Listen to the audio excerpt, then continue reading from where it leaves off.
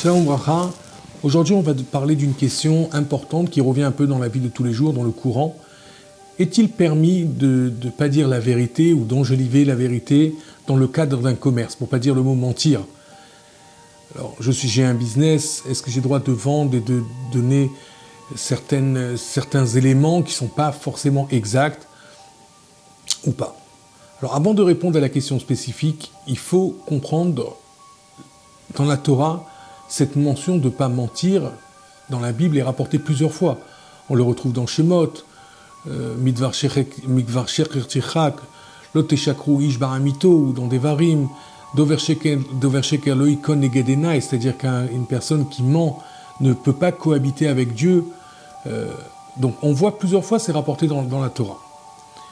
Maintenant, pour nous un peu appuyer tout ça, c'est rapporté dans le traité Sanhedrin, dans page 97, qu'il y avait une ville où tous les habitants ne savaient pas mentir, ils disaient la vérité. Et c'est quoi le mérite? Comment Dieu a récompensé ses habitants?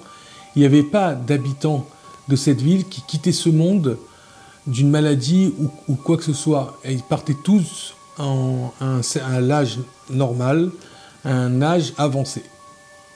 Donc il n'y avait pas de mort surnaturelle. C'était seulement des morts naturelles. Et à l'opposé, on voit dans Masechet Sota, page 41, que c'est marqué que Dieu ne peut pas résider avec un menteur. Donc on voit plusieurs fois cette notion de mensonge dans le traité dans la Torah et dans le traité du Talmud, après dans la Halacha plus loin, comme quoi qu'on n'a pas le droit de mentir. On ne peut pas, d'ailleurs on sait que Dieu y appelait la vérité, il appelait le Hémet. Donc Dieu et le mensonge ne peuvent pas résider ensemble. Cependant, il y a des exceptions. On le retrouve dans le Talmud, dans la Halacha. On retrouve ça dans le Talmud, page Baba Metzia, page 13, dans le traité de Baba Metzia, ou dans le traité d'Yevamot, dans page 65 ou 63. On voit dans la Gemara Yevamot que quand on va, par exemple, on va mentir pour éviter des histoires, on va, grâce à ça, amener la paix, ou pouvoir faire la paix entre des individus, là, ce serait permis de mentir. Ça serait permis de changer la vérité. Attention, il y a deux choses très importantes sur ça. Un, il y a deux points qui sont vraiment capitaux.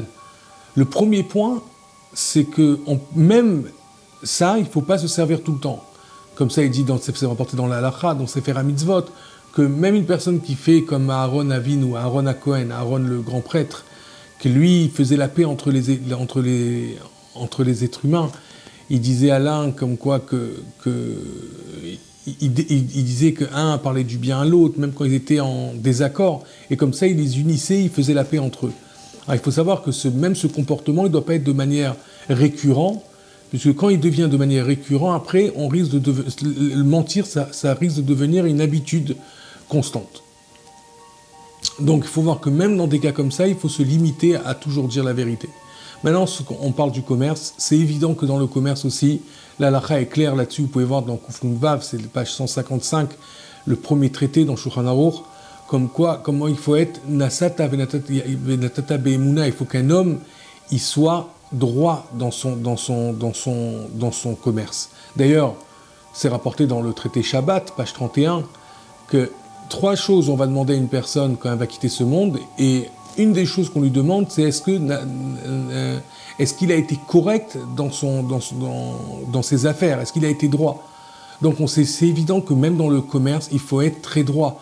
On n'a pas le droit, on le voit dans la Torah, de ne pas changer les mishkal, de faire attention avec les poids, de ne pas prendre une mesure, que la mesure ne soit pas exacte, qu'on risque de vendre à quelqu'un plus que ce qu'il mérite de recevoir, moins que ce qu'il mérite, ce qu'il a acheté.